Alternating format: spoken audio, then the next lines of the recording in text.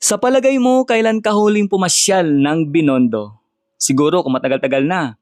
Naisip mo rin at may katanungan ka, kamusta na kaya sa Binondo? Kaya ngayon, dito sa video na ito, tuklasin natin muli at pasyalan ang Binondo. Let's go!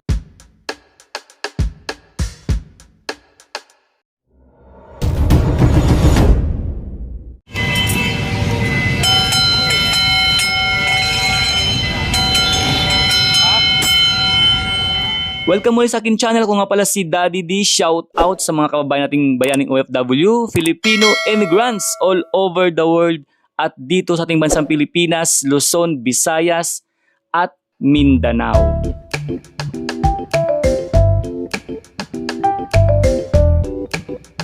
Binondo, Maynila. Binondo Charts. Plaza Ruiz Binondo. Ongpin o Chinatown.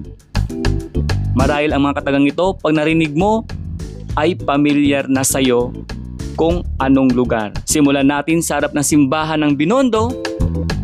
Dahil nga, napapalapit na ang Chinese New Year, makikita mo na dito ang mga stall na may iba't ibang paninda.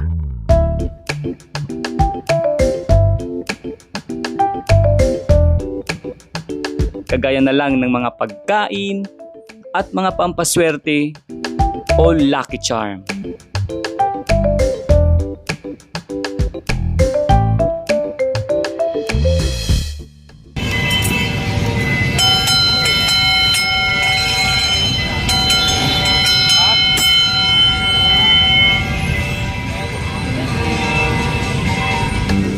At dito naman sa tabi o gilid lang ng simbahan, makikita mo naman dito ang nakatindig na monumento ni Roman Ongpin, isang makabayan at pilantropo.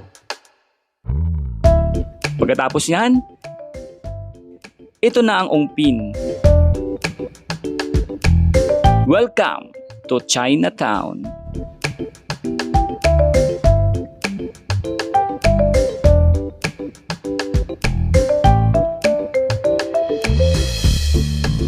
Siyempre, kung mahilig ka sa mga matatamis o malagkit, halimbawa, tikoy, marami niyan ang nagtitinda dito. Dinadayo din ang Binondo sa mga nagsasarapan ng mga pagkain dito.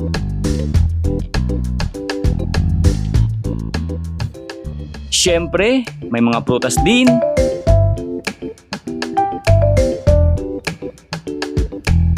At lalong-lalo na ang mga pampaswerte o lucky charm.